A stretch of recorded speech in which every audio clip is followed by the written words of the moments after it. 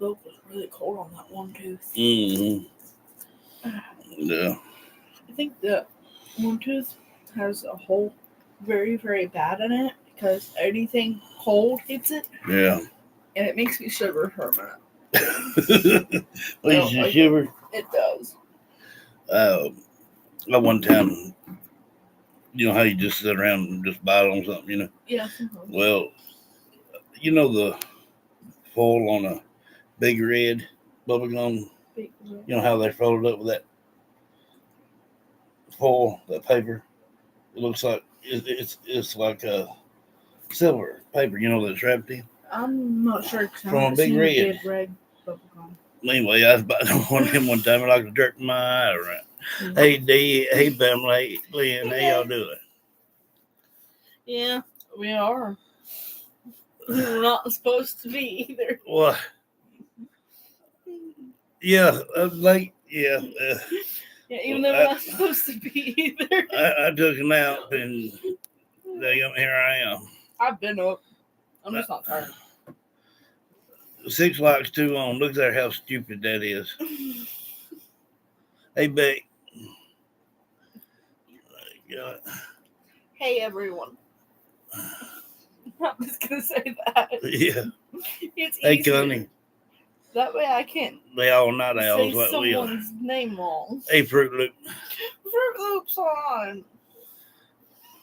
If any of you hear or see on Facebook Marketplace or anything you can go to on that would be down south way, Tanya needs to get her a car. So if anybody knows any listings of any around, let her know, please. Where does Tanya live? Remember now. Hey, Shauna. Hey, Shauna. Shauna. You're new here. Everybody welcome Shauna in. Sorry if I'm saying it wrong. That's it, Shauna. I was just letting her know. Yeah, everybody welcome Shauna in. Welcome to JSV. Send a picture so we can hang you up with these beautiful young ladies. You can find me under John Holt on Facebook. It will have this picture logo. That's a good Tanya. We do a little this and a little that on here. Do a lot of drawings, giveaways for merch and items, and we just do a lot of different things. We do challenges here, all kind of stuff. So welcome. All you gotta do is subscribe, find me up on Facebook or Messenger, send me a friend request, and we can get your name in the drawing bowl. When we do them games, we put everybody's little name on there on a little piece of paper, and we let her draw a name out, and then they get to win stuff. Hey, random question. What? Do you know Carrie Underwood's music? Some of it. Do me a favor, please. Bring me my glass and bring your glass so I can show them. Oh yeah. You know the song Before He Cheats? Yeah. Is that by Carrie Underwood? I think so. I think so. Sorry, I couldn't remember. During we kind of change up, during the seasons. We do Halloween stuff, we do Christmas stuff, Thanksgiving, Easter stuff, just all kind of stuff. She made quite a few of these things, little birdhouses for Christmas, and a bunch of them were gotten. There you go. She likes doing little craft things. I build it and she decorates. Of course, hey, that's how it's supposed to go, right? Tumblers such as this, with the John Southern vlogs on it. We got the red, white, and black, and blue. We make all kind of things around here. Jewelry. Yeah. Told a customer he looked better than coming today. What? Yeah, it's on John Holt, and it's that logo picture right there. hit me up on Facebook Messenger, Mhm. and that way you can just take a picture of yourself, send it to me. Take a recent one. There's a lot of John Holt's now, but only one that's got that grayish looking one where it says John Southern Vlogs behind me right there. That's the one you want to click on. Then you'll get on the found wall. We'll be able to put your name in the drawing bowl, and you may win some merch or some items.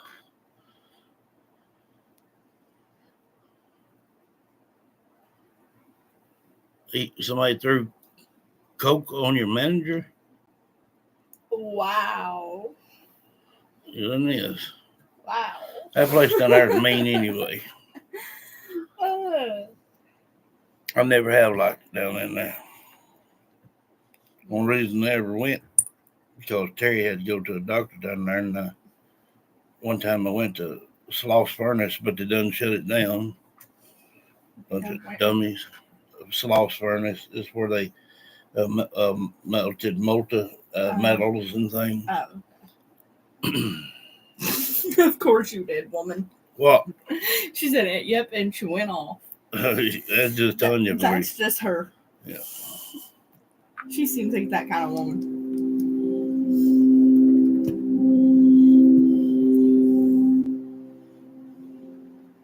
Probably one of the most gruesome discoveries, found the child's head. Tonight, a community group held a candlelight vigil in Shellerton to show support for the family and friends and asked people attending to bring a stuffed animal for the siblings.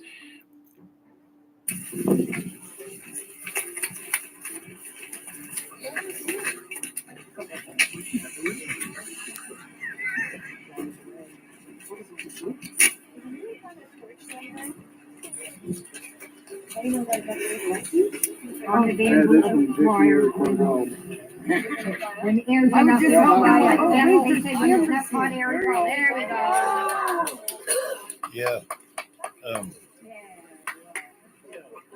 I've been there. Don't buy that camera. I've been there, and I missed it about a week. They had done shut it down. I'd love to have been able to do a walkthrough. Ain't no telling what all I'd got. They still hold concerts there from time to time.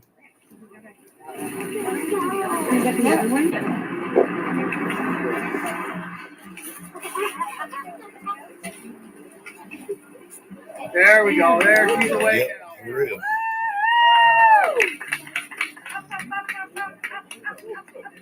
Up, there. There it goes. There it goes. There.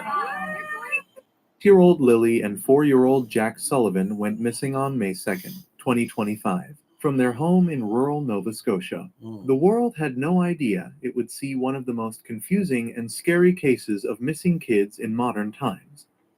A Sloss Furnace was a molted metal type place where they worked with metal, kind of metal workshop, but there had been a lot of deaths there, and it's been told that one of the managers got through into one of them hot lava buckets there, and they claimed they've been around, I think, 30 something deaths in that building. Ahead. Oh yeah. Yeah, they found a child's head. Don't know yet where, if it's Jack and Lily. They're holding another visual like thing.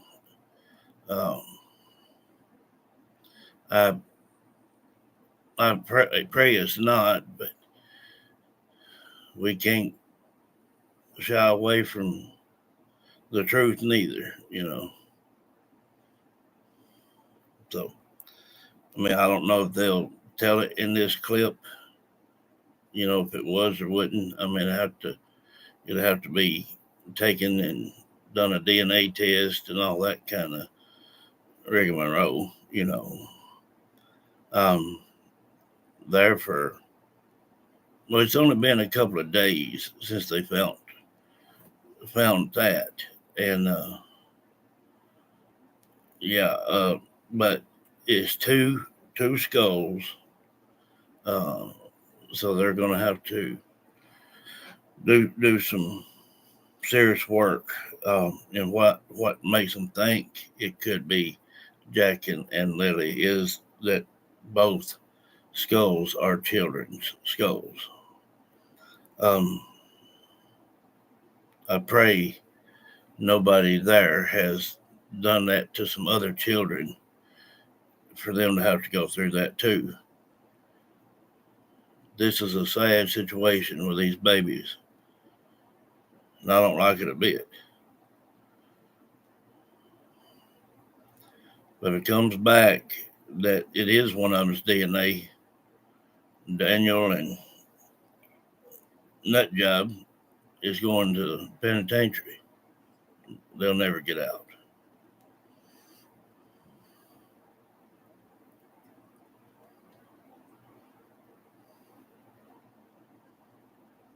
I will. I'll look into it. That's right, Shona. That's the problem.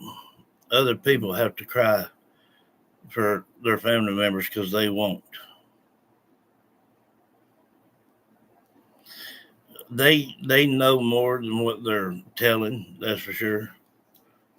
Let's see. Now it says medium signal, but it's still holding strong right now. This case that experts call never seen before and impossible didn't start on May 2nd. It started much earlier in a quiet, isolated place where secrets run deeper than the roots of old trees. Before I tell you what happened to 6-year-old Lily and 4-year-old Jack, please help spread their story. Hit like button, share with someone who cares about missing children cases, and if you find value in these investigations, consider subscribing. Also, drop a comment with the time you're watching. It helps us track how information about cases like this reaches the community. Lily and Jack were kids caught. Getting tongue tied. New news updates. If anybody wants to look at them. Yeah, they've been doing a little bit of that. Yeah. Yes, Pamela. They do. Between two worlds. Their mom was Malhia Brooks Murray, a young woman from the Sipekne'katik First Nation, the biggest Mi'kmaq community in Nova Scotia. But they were raised by a man who wasn't their real dad. Their biological father is like a ghost in this story. He's so invisible that his name doesn't show up anywhere in official reports. Some say he was under house arrest, but even that isn't confirmed. In a case that got worldwide attention, the kid's real father exists as an empty space, like he was erased from reality. 3 years ago, Malhia met Daniel Robert Martel. He was a tall, skinny 33-year-old man with sharp eyes. Need a free phone? I don't care Listen, nothing if you are about them. Made a decision that changed everything. She moved in with Daniel, bringing Lily, Jack, and imagine sitting on the beach on your dream Good vacation commercials. and find out your bank account has fraudulent and her newborn daughter Meadow. For a Mi'kmaq woman to leave her traditional community for an isolated white family saw the kids from April 29th until the morning of May 2nd. Police won't say if anyone else had contact with the kids during these critical days. What happened in these lost hours? Why did the kids suddenly disappear from everyone's sight except those who lived with them in the isolated house on Gairloch Road? The morning of May 2nd, 2025, started as a regular Friday in the house on Gairloch Road, but would soon turn into an event that would challenge the very laws of reality. What happened in the next few hours would create a mystery so deep and full of contradictions that experts still can't find a logical explanation. According to Malhia's story, she woke up that morning around 8 o'clock and heard the kids playing in the next room. I was dozing, falling asleep and waking up, she would later say in an interview. Malhia and Daniel were in the bedroom with their 16-month-old daughter Meadow, who was being fed or put to sleep. Stories about this would be different later. Daniel would later tell a completely different. He claims that he walked him to the end of the drive and got on the bus. Then his tale was that, and I'm sure she put him up to saying it, that at about 9:50 they went missing, and then he changed it back to 10 something that they went missing. She was filling his head full of junk to say and crossing himself up and got it all messed up. None of their timelines work. It's to the point that nobody believes a word that comes out of their mouth. There's no proof that he even took a lie detector test, and even if he did, it wouldn't make a bit of difference. They won't hold up in court no way. But I believe the corrupt behind this is her.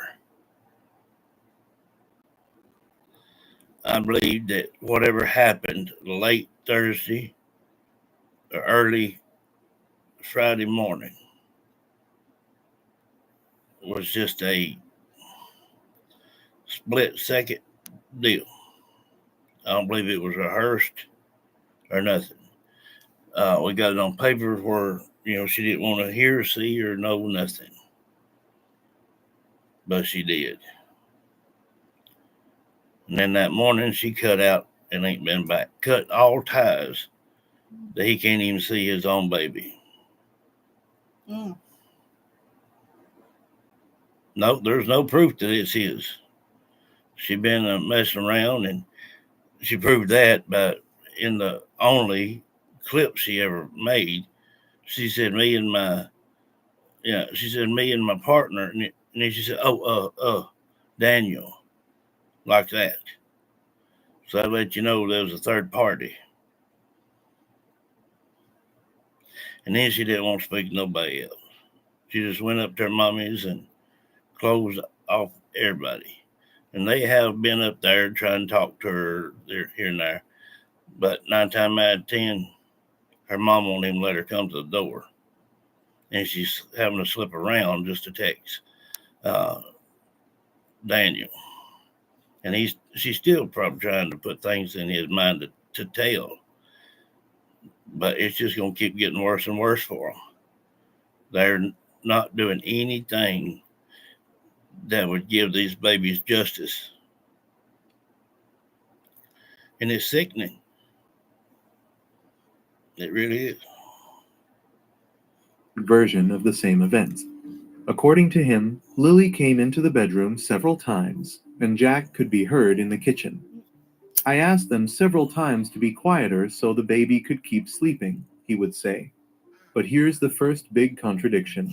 If Malhia was dozing, falling asleep, and waking up, how could Daniel ask the kids to be quieter for a sleeping child? And first off, said they were outside playing. Well, his tale's different. His tale is that he walked them to the school bus, not outside playing. So that dog won't hunt. And then the second day of searching, they found one print, on the trail, Lily's boot. When they went back and looked into the home, they found a muddy boot print under their sofa in the living room. Goes along with undies for a girl that had blood all in them, backpack and a sock and a blanket, everything, just to get everybody off track, going the wrong daggum way.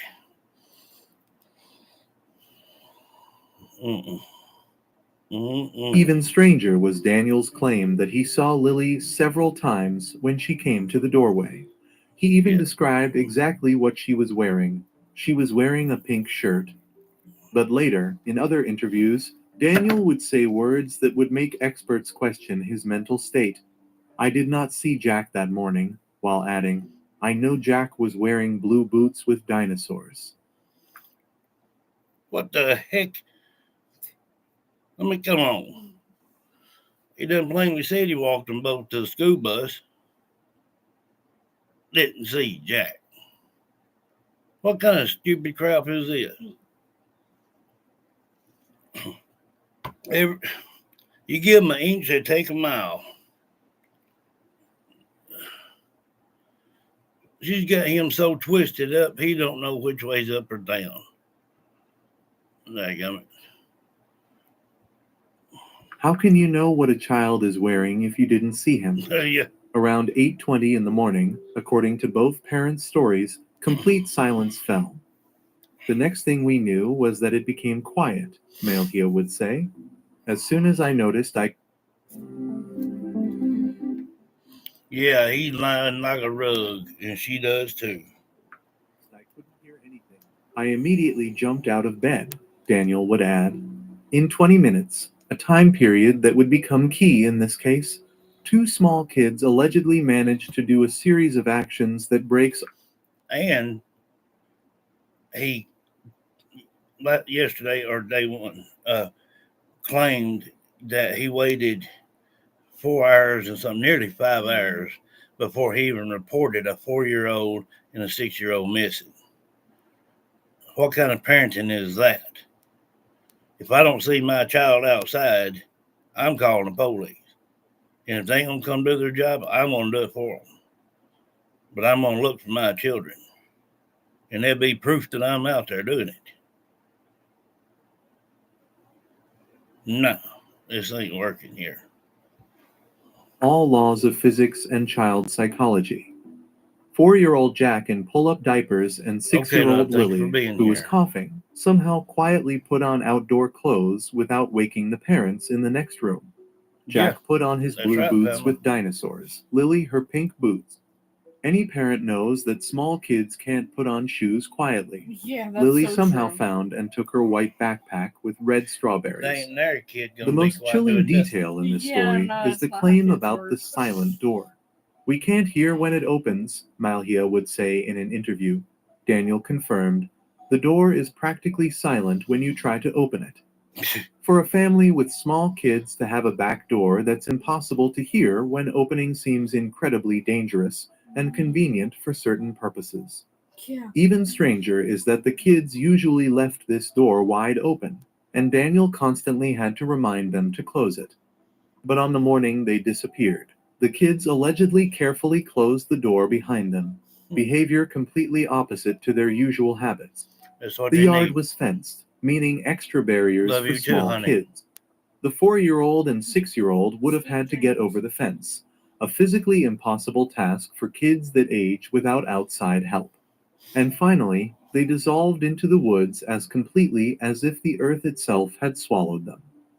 When the parents realized the kids were gone, their reactions were as contradictory as the rest of the story. Daniel claims he immediately searched the house and backyard because the kids often looked for bugs and grass to feed the chickens.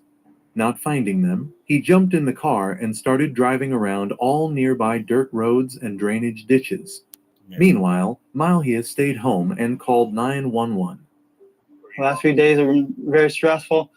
I mean, ever since the Friday morning when we noticed that the children were gone. See how he's, you know, Yeah. he's jittery. He can't stand still. Okay. I mean, what does that tell you right there? That he only works 1 day a week. You know good and doggone well he's doing something on the side to make some money. Oh yeah, has to. And he will not hold still. Put two and two together.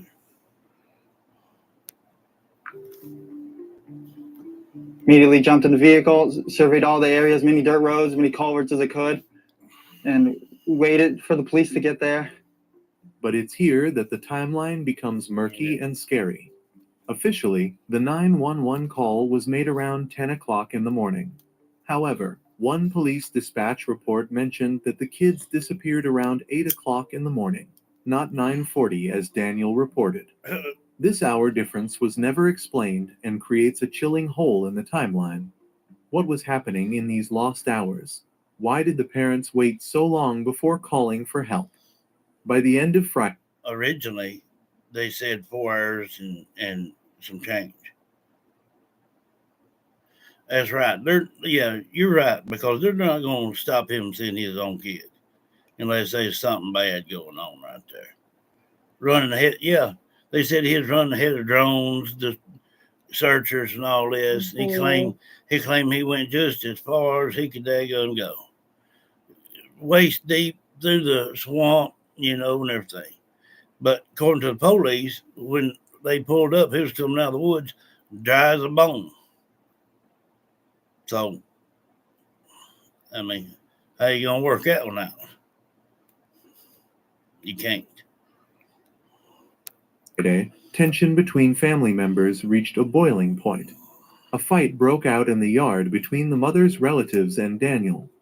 My mother had to kick some people off the property because they were saying that I did it. I had something to do with it, and I'm the only one who's fighting for them, which is sad. But the most shocking turn was what happened the next day.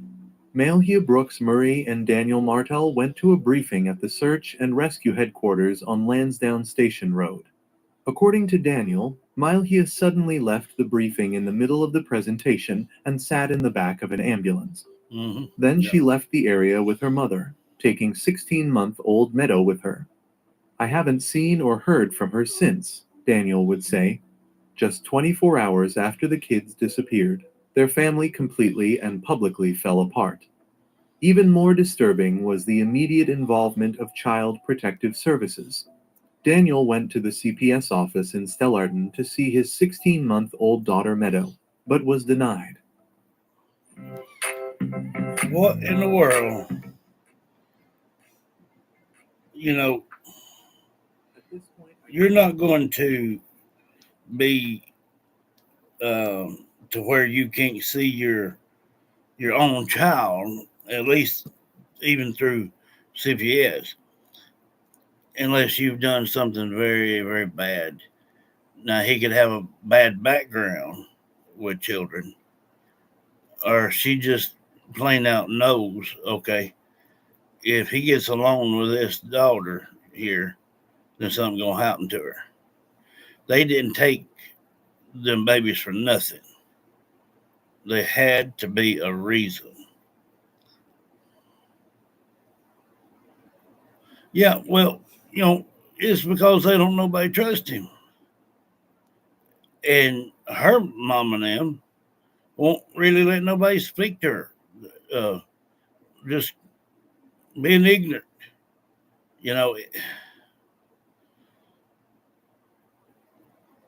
It's neglect, no matter how you look at it. They could arrest both of them for that and go ahead and get them at the jailhouse. And if they don't start singing like a bird, let them believe that they're going to rot in there. Say, until these children are found, you'll be held accountable here. And I guarantee you, one of them will start singing like a bird. Yeah, says a lot. When you can't even be near or see your own blood child. That don't happen for just no reason. And I don't know what maybe her and her family conjured up, but I mean, I personally don't think he would hurt that baby. Period. But that's his blood. Them other ones are not. But yeah, something had to happen in a bad way. And they are not telling the public. But they may tell on this when they may have results about the two children's remains. Yeah.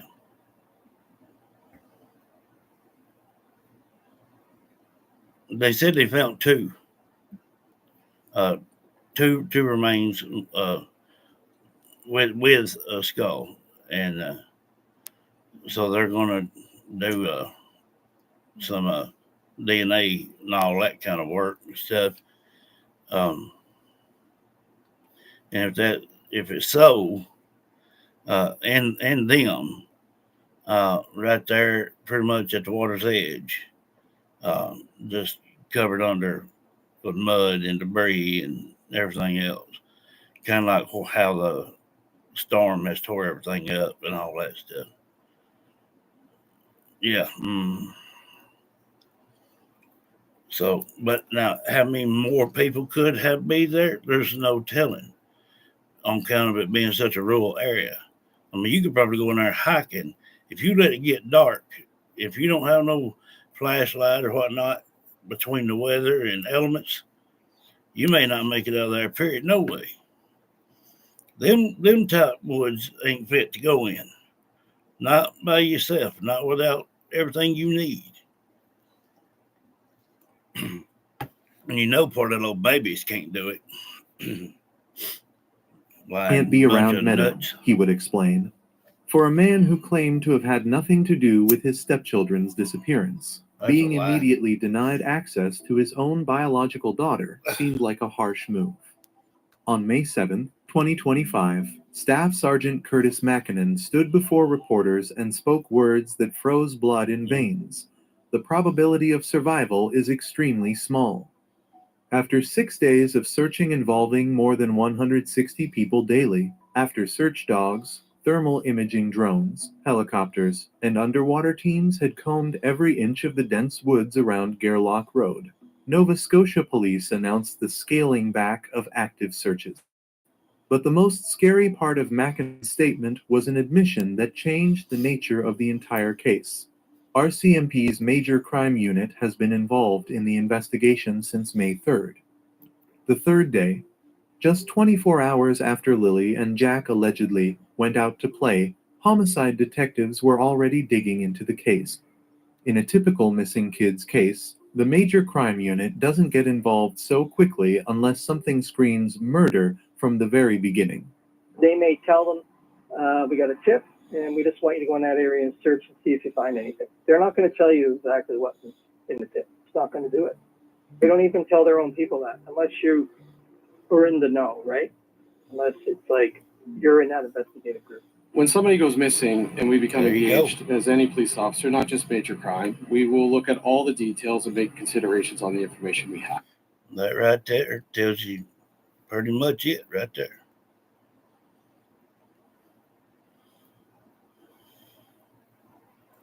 I just don't understand how people can do this to their children.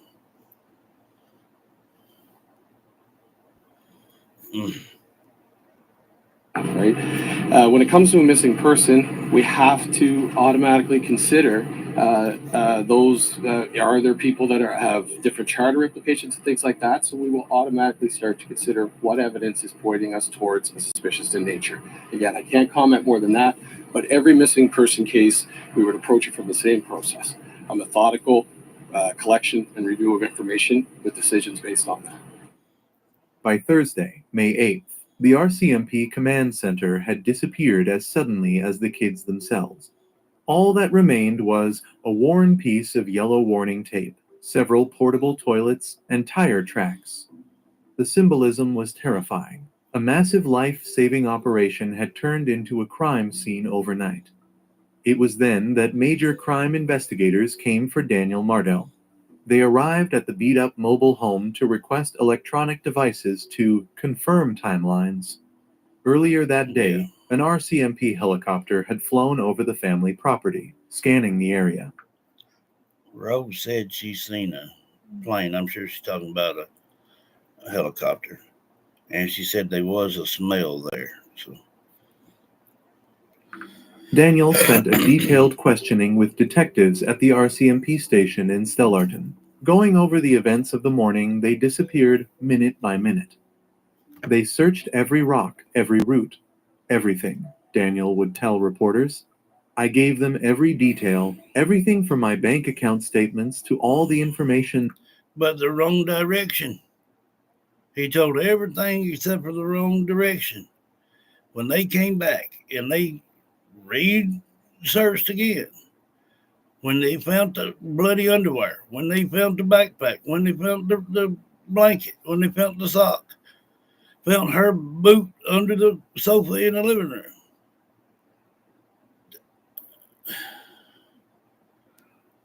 There's nobody going to believe either one of them.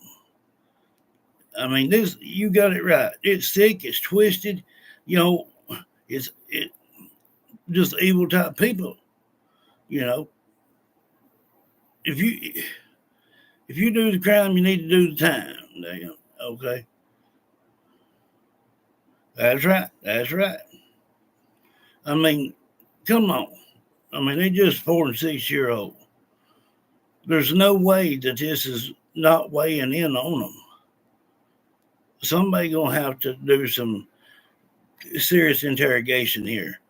I mean, really hammer it in and let them know they just ain't gonna get away with this. And one of them's gonna sing like a bird. But you know, every time you turn around, okay, they're lying. Everything you see about them, everything you hear about them, every single time, it's a different story. And of course, these people are going off of, you know, what's been said and whatnot. I mean, that's just normal. But we've caught everything in lies, and we called them telling lies because that's what they told them. It's pathetic. I'm telling you, they need to back off. They need to pull out and just watch them hiddenly and see where they go. And I guarantee you, they will go to where them children are to make sure that they're still where they're at or put or wherever. And now that they found 2 child remains, you know, you don't if you're not godly. I don't know how anybody can hurt a child. I watched on another channel, they said they buried by a lake, they was murdered. Well, you know, y'all know what we've got. That with a pillow, you know. At one point, I did hear a gun. A lot of lake. We went over that the other day. Looked kind of like a creek in mud. It has a smell now. They had done turned color blue. So, you know, they ain't nothing good about this at all. And they're just making themselves look worse. But they need to take the attention off of the parents and put it on them children. If they get to thinking that they're going to stop all searches, yeah, and it's just going to be that. And then you just have somebody to watch in the background. They'll find where them children are at, if they hadn't already. These remains may be them. I pray it's not. But what other 2 children has been missing from that area? I ain't heard of one.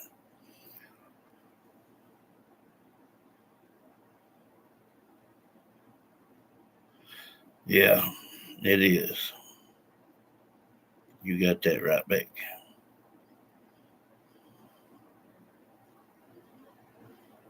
That came from my Google Maps. Police took his phone, analyzed banking transactions and GPS data. They asked for technology data that could help identify phones that had entered the property, a hint that they were looking for evidence of other people being at the scene. But the most dramatic moment was Daniel's unexpected request for a polygraph test. You said they're flying in someone to do a polygraph test. Is that on you? That's not just on me, but on everyone. That's what I asked for. I asked for that so early on, and there's not many places that do it in Canada, so they're flying somebody in. Why do you think you need to do that? Do you think they don't believe you? I think their side of the family doesn't believe me, and I just want to clear it up for everyone. Clear it up for everyone, not just the people online making crazy accusations. And You ignorant Hey, right there if your thinking partner it's is being accusation. secretive with their phone, you need to do this now. Most I people can't tell only spirits have what the dadgum a say. powerful website. everything else. RCMP refused to confirm whether the test would be done. To ensure the integrity of the investigation, further details will not be disclosed at this time, spokesperson Allison Jared wrote in an email.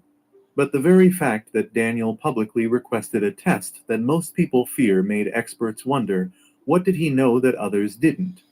When Global News contacted Malhia by phone, she said RCMP had advised her not to speak further with media. But why would police advise a mother of missing kids not to speak publicly? In typical missing... I mean, would you not be out begging and pleading for people to help try to find your child? I mean, that's a sorry excuse for a mother. She don't even earn the title for mother. There's no way. kids' cases, parents are encouraged to make emotional appeals through media. Police advice for Malhia to stay silent suggested they considered her a potential suspect or witness whose story could damage the investigation. By mid-May, experts began pointing to weird things in the case that made it never seen before in the history of missing kids investigations. Yeah, they done told. Michelle Genies, a former family crimes detective who investigated hundreds of missing kids cases, was frank. It could just be incredibly bad timing that they had 48 hours unaccounted for before the disappearance. But that's just one of the things that stands out in my head. I think it puts us kind of back in time regarding risk. These cell phones that we carry around, we think keep us a lot safer. We can track them, and now we don't. Did you catch that lie? Did you catch it? Daniel and them said that it was 2 hours and something. But the other day he said 4 hours and something. And now they're saying 48 hours. That's 3 different tales done been told. Okay. Hey, Patricia. I mean, how dumb can you be? Yeah, they can lie like they'd probably make a pretty good lawyer, I tell you the truth. But see, nothing they talk about is normal. That to not even make sense to anybody. Sort of have that here. We also don't have that close connection of immediate people who can go out and hurry up and scan this small area, right? It's rural. There's lots of areas to search. There's not the go-to town center sort of thing where we can convene. So really the environment created, I think, a lot of disadvantage for this case. Michael Arnfield, a criminologist from Western University in London, Ontario, was even more direct in his assessment. This case, when you put it next to 100 other missing kids cases, just doesn't add up on many levels. Based on appearances, this went in the wrong direction early on, and key momentum and leads were lost when they were out in the fields looking for kids that maybe were never there. Steve Ryan, right. a former homicide investigator, focused on the basic problem of the investigation. The story that mom and stepdad gave to police was that they woke up and the kids were gone. Given that there's no witness to what happened, that leaves a very big hole in this investigation. Meanwhile, search efforts were pretty close to that pipeline, down a little bit closer to the water's edge. I guess amongst where some of them trees and all had fell during that storm, up in there somewhere, in that mudded area and stuff. I don't know how far down that pipeline way it goes, but right around in there.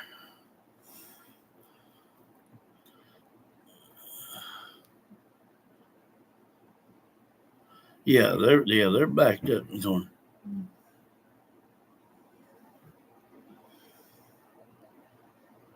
They talk to everybody. They just ain't none of it adding up. And authorities have to know that. If not, they need to get rid of them and get somebody else in there. Because if they can't understand this being crooked as a dog's hind leg, I mean, they're just poor excuses for law people. I mean, how many times does a child have to tell their own story?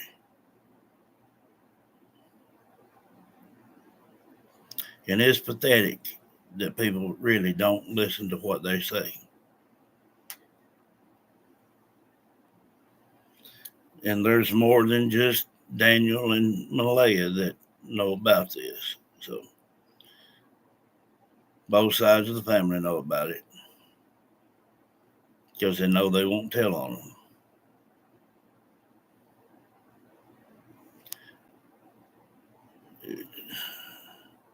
It's going to blow up to where somebody's either going to start ratting or they're fixing to start targeting people while they're out and about. Just I don't know, to get relieved, to show a point or whatever. But they're throwing everything to him under the bus, and they can't do that. It can't be just one-sided. It can't be. She's the blood mother of them children. No matter where she runned off to in the world, wouldn't make no difference. She's still going to be charged with whatever. And him too. He may even get a lighter sentence than her. Tell you the truth about it. If he would come clean now, I'm telling you, if he come clean now, there's no doubt that they would give him a lighter sentence. Because he ain't figured out how to keep her dadgum legs closed. That's why. Bunch of nut jobs. There's things out there to prevent this. Yeah. You know, if you're gonna play the game, you usually wear a glove. If you don't, the ball's gonna burn your dadgum hand. Or Same thing. Wear a hat. Yeah. If you don't wear a hat, the sun's gonna bake your head. Damn. Raincoat too. Yeah. Yeah. Sorry. I mean, you got to play it safe, you know. Mm-hmm. And they just enjoy the fun. Next thing you know, they're whining because they're pregnant. Or just make sure that it's snipped. Yeah. Well, you know, plainly they said I got it on paperwork. It said she didn't want to see us no more, hear nothing else or anything. And that comes from them babies. So, no, she didn't give a flip about them kids. Not one little bit. The only reason she enjoyed having them kids is for the money she was getting probably from child support. And that's it. You take that away, like it already has, she don't want nothing to do with them. It's pathetic. Yeah, and the shed. They could be something, a tool or anything with evidence. Mm-hmm. Ramped up with terrifying intensity. No idea. I had no idea. I'm still searching every day. I'm waiting for information. I have to let them do a lot of their stuff with the aircrafts and everything else, and dogs and searchers. There's a lot of stuff that needs to be coordinated. And I can't just go run into the woods. I want to, but I just can't right now because the searchers are so far out. More than 160 searchers daily combed the dense woods around the house, covering 5.5 square kilometers of heavy wooded rural area. Helicopters buzzed overhead, drones with thermal imaging cameras scanned the ground for heat signatures, and search dogs followed any scent trails they could find. Search conditions were nightmarish. The landscape was full of debris and trees lying on top of each other, meaning searchers either have to climb over them or crawl under them. Add to this peak tick season in Nova Scotia, when these parasites can carry Lyme disease, anaplasmosis, babesiosis, and Powassan virus. Ticks are always a problem, said Amy Hansen, one of the search managers. Yesterday we found fresh bear tracks. This is Nova Scotia woods right now. These woods, they are very thick. There's a lot of the hurricane damage from Fiona a couple of years ago, and we've had teams struggling to get through areas, and I can't see anything more about the searchers. They're pushing through all of these areas, going through all of these deadfalls, going through waterways and anything possible just to cover their search areas. So we know that everything has been so thoroughly searched that it's time to, as they say, scale back. And we are exhausting people. We're starting to see more injuries coming back the last couple of days. And it's hard terrain. And I will note as well, having had the opportunity to participate yesterday in a helicopter search as well, it is immensely clear looking from above, based on the orange tags on the trees, how thoroughly and meticulously the area has been searched based on the indications you can see even from up in the air of how thorough the searches are. So I also give a hats off to. So Alabama probably just did the coolest thing I've seen any state in a while. So if you live in an Alabama zip code and you're a resident here, Many searchers who have participated here in support of finding Lily and Jack. So some of the areas we search, we do what's called a hasty tasking. So it's very quick, and we'll send a more in-depth search team into the same area. But we're also expanding out into areas that we haven't really had boots on the ground in, just to get more areas covered off.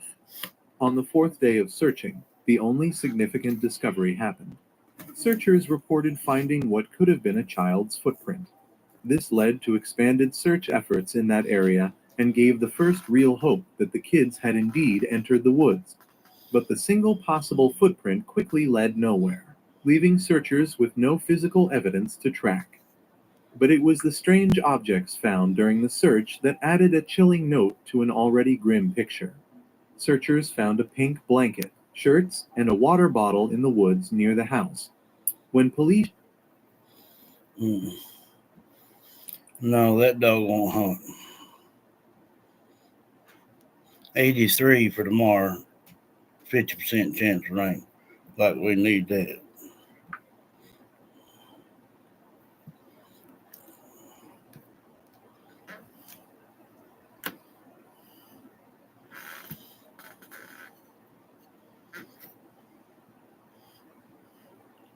I better turn that spirit box on for a second. Let me run, go get me something to drink, and I'll be right back.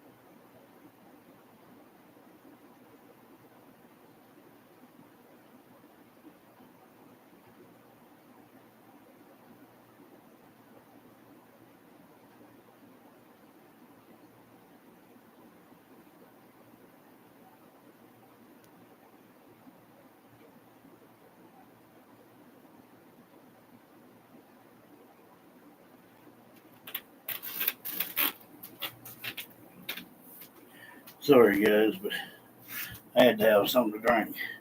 I can't sit around without something to drink. I just can't. All right.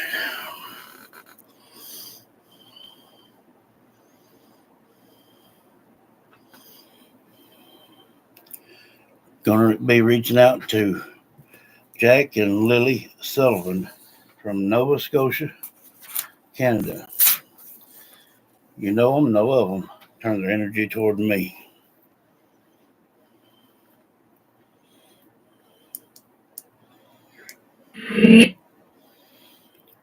Jack, Lily Sullivan.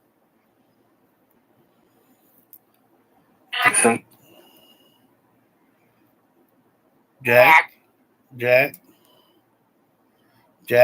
and Lily Sullivan. Hear me. Jack and Lily, talk to me, love.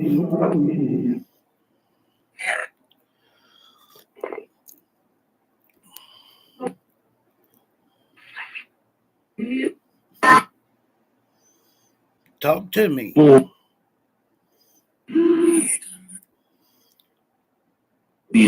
I heard someone whisper love. Footstep. It's not the one. Get out of here. Was that faked?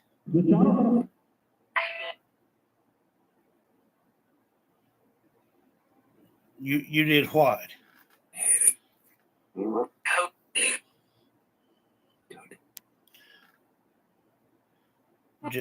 Jack and Lily Sullivan, talk to me.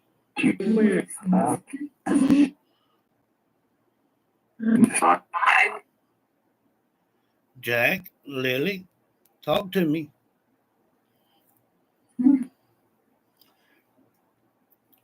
Did that footprint that Daniel did, was that your print? Okay. Has anyone found you? Has anyone found you guys? Jack and Lily.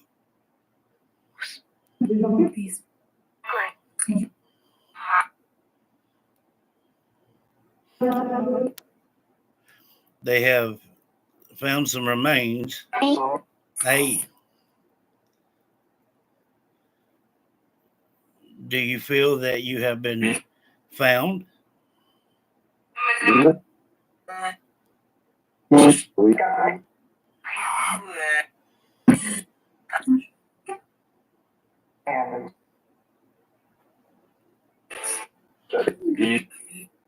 Yeah, family is just as mean. If you're going to speak on their behalf, keep it straight.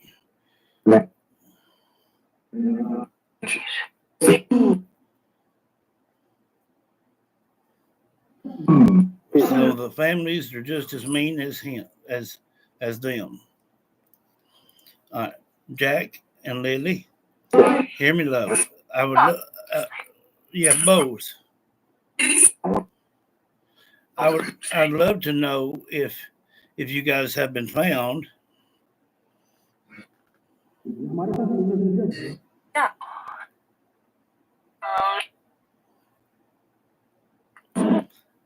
Can you say it again? Jack and Lily Sullivan, talk to me. Have you guys been seeing any? Jack said something so cute the other day. Rose, of course, she said she's seen a plane. I'm sure she's talking about a helicopter. But to Jack, it's a helicopter. So if you hear me say that, you know why. Jack, Lily, have you guys seen a helicopter anymore?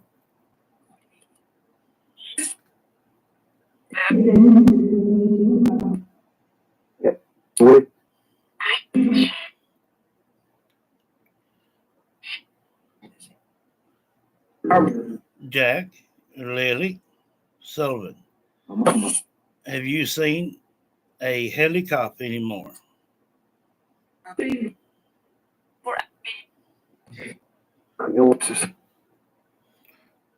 where you have been.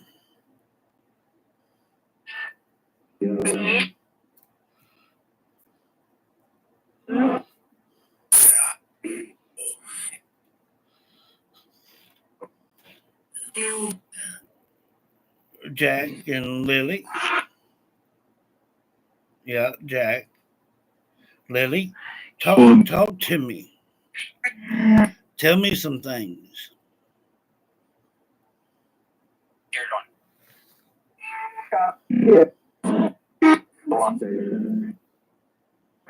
What station? Something. Question mark station.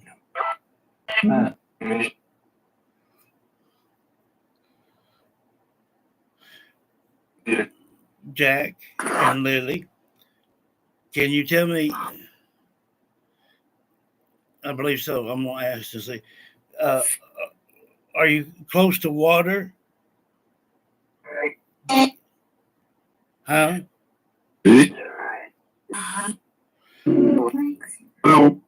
There's lakes here.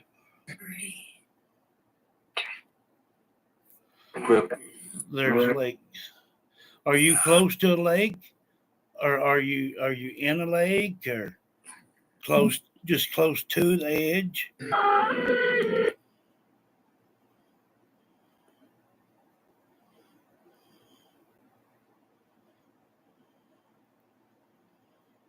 Stay focused.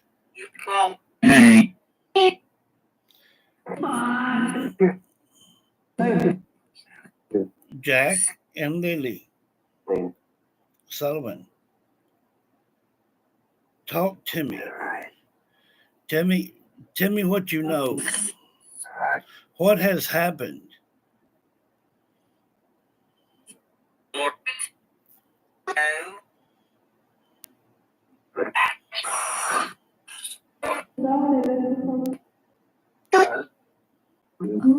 It was a bad home.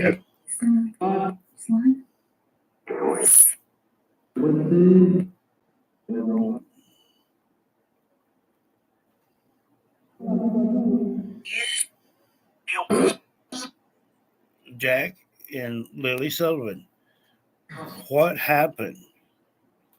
How come you guys haven't been home?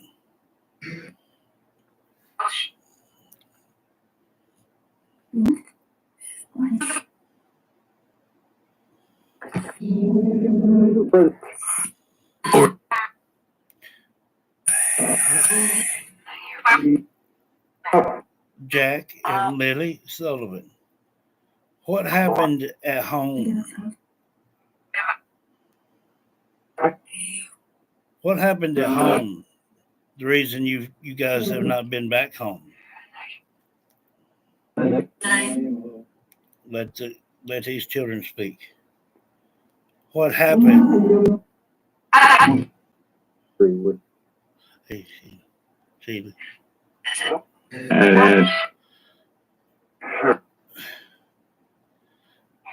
Jack and Lily, what happened at home? The reason you guys have not been at home.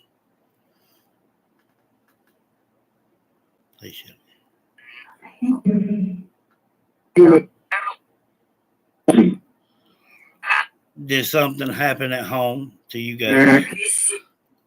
Jack and Lily? Did something happen at home?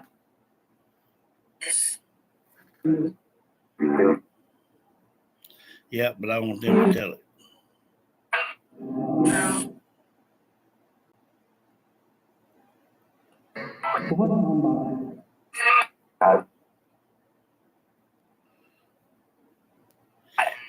You guys say it was bad at home?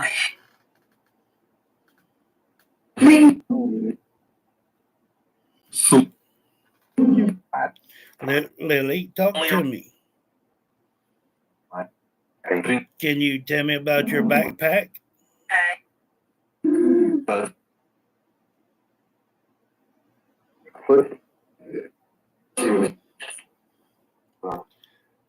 Lily, Can you tell me about your backpack?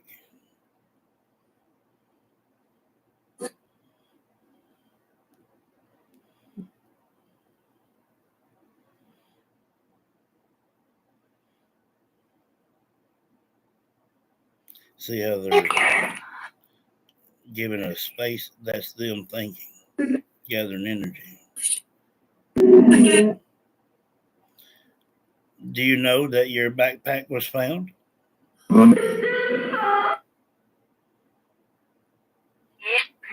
Yeah. Jack Sullivan, hear me, love. I seen them dinosaur boots you got. I like them.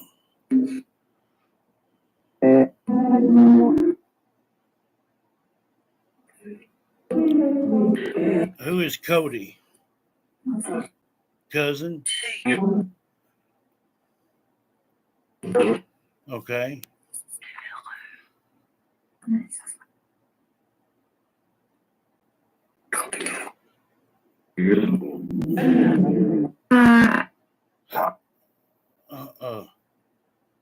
Wait a minute.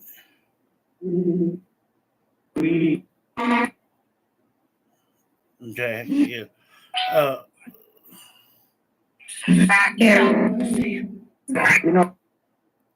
Christina went to bed. Lily.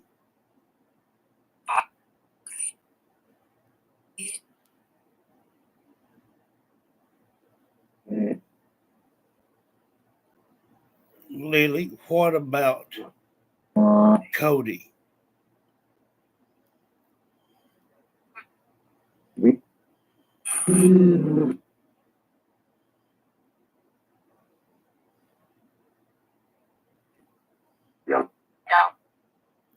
Don't what?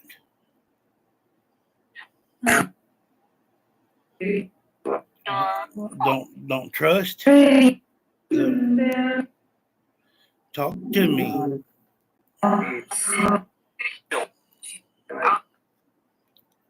Let Lily Sullivan speak.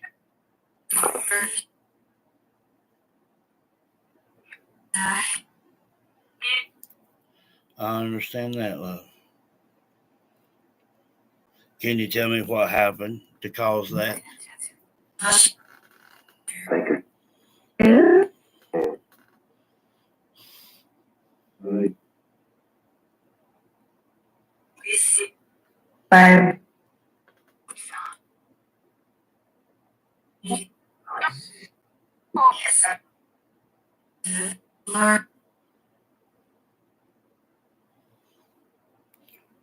Something about at home.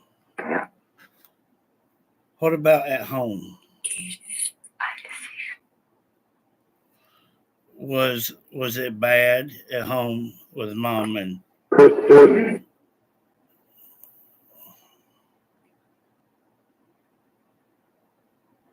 who you are, buddy, but hang on. Was it bad, Lily, at home? Let Lily answer. Let me hear that pretty voice. Yeah. Okay.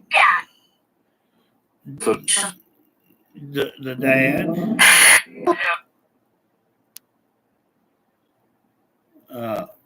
You mean the stepdad? You mean stepdad? Daniel?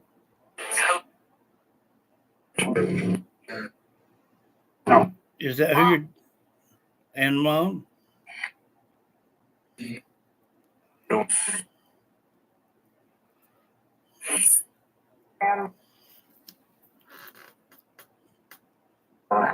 What? Have you ever tried, Lily? Have you ever tried to open? Hold off, or I'm going to cut you off one. I want to hear from these babies. Lily, have you It's hard. Did you ever try to open the sliding glass door?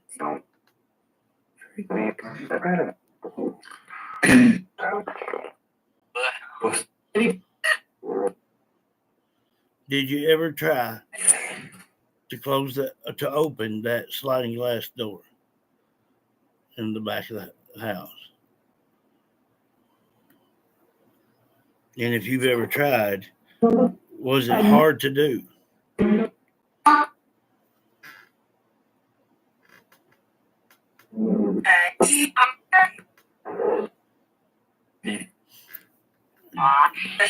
Did mom or dad have to open the door every time you went out?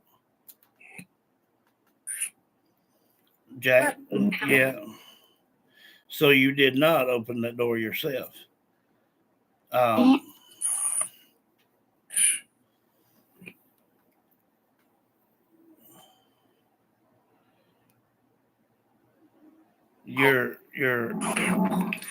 Your mom and stepdad said they didn't know where you guys went.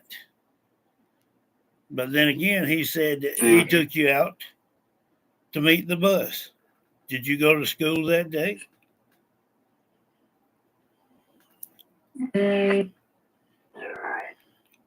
Jack, Lily? Yeah. Did you go to school that day on Friday? Can you remember?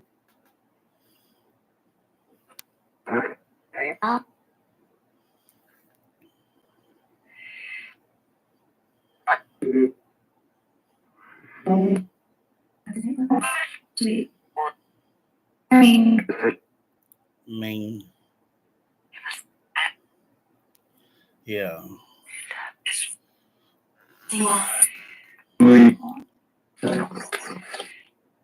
So I heard you say before that he came in your room. Yeah. Did Daniel bother you when he was in your room? Were you awake? Or did he wake you up?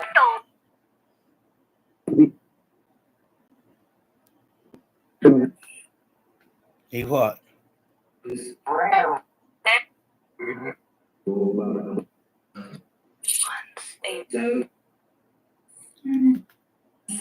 Once he touched what?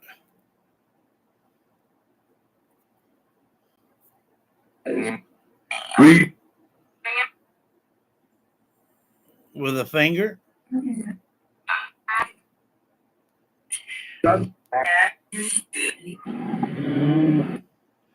Is it true that he helps give you and Jack a bath?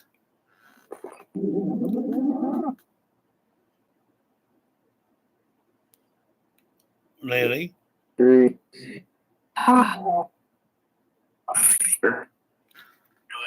Lily and Jack Sullivan. Does Daniel help give you and Jack a bath?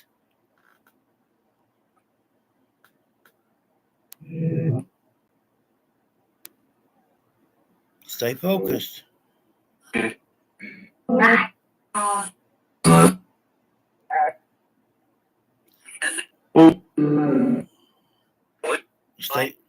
Let them stay focused.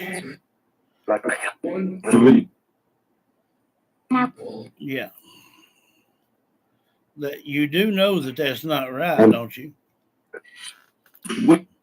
A man should not be giving a 6-year-old child a bath. You know how to take a bath by yourself, Lily? Do you know how to take a bath by yourself?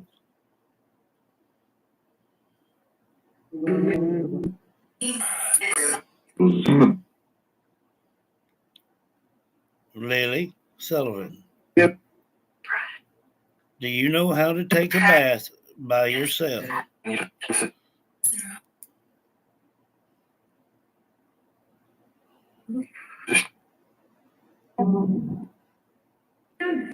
So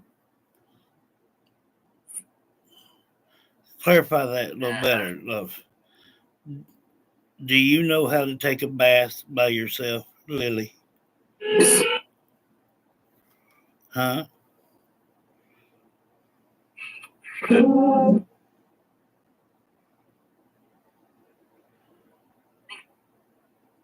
Did you say yeah?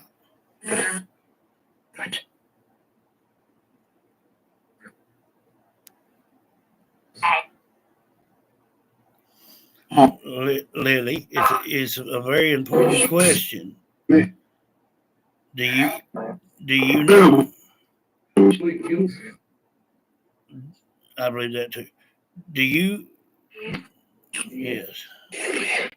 So you do know how to take your own bath, wash your hair, and all that good stuff.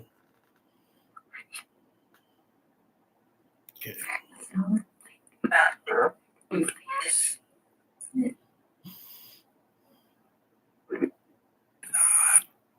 The only thing is something.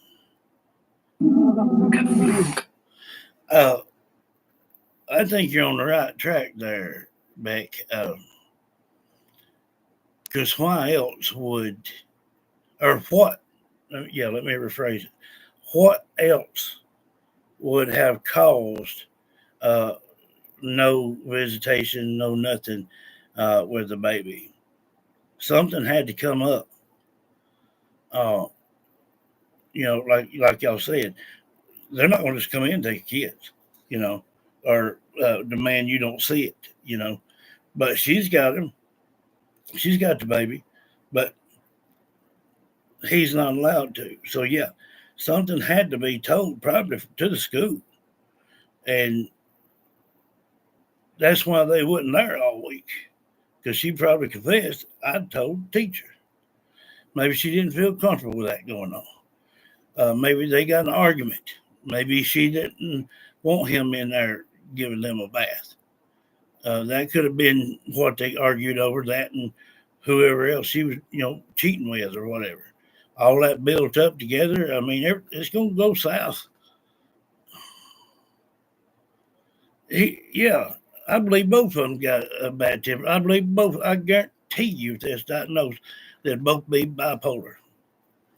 Guarantee you. And his stress comes from her, and daggum not having no good income coming in. And when you have that nitpicking all the time, it's going to drive you nuts.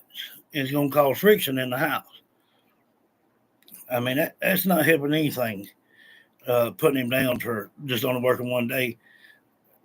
I mean, yeah, he should go find him a job that he can get paid for at least for a week at a time, or every 2 weeks or whatever. I mean, sort of God, he ain't too good that he can't work in a factory somewhere. But you see what I'm talking about? There ain't nothing good, not another thing that these children talk about is anything good. All they've known is just bad. But they're so sweet and good-hearted that they still love the mom and stepdad. They just, like the other day, they said they don't know why they did us this way. Yeah. I mean, I can't stand having to drag a child back to the mud. I've had to do that so many times over the years. And that's right. That's right. Well, like I said just a minute ago on that clip, they were leaded in the wrong direction. And, the underwear, the pink blanket, the backpack, the sock, all that, but only one print. Like I said, it's not heavy enough to make that big of a print. But they found that muddy boot under the sofa in the living room. And their timelines ain't adding up, because he claimed he took them to the bus. They got on the bus, went to school. He said they went missing about 9 o'clock or so. But then they saying again that they've not reported it for 4 hours and something close to 5 hours. So nothing they're saying is adding up to anything.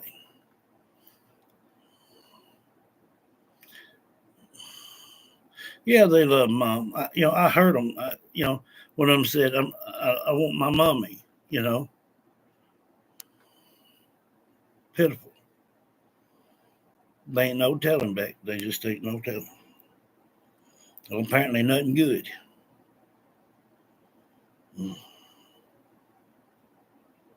Yeah.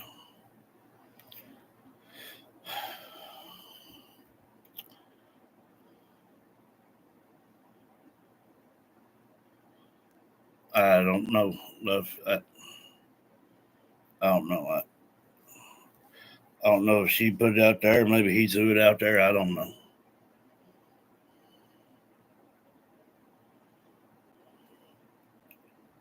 Well, guys, I'm going to go ahead and cut it here.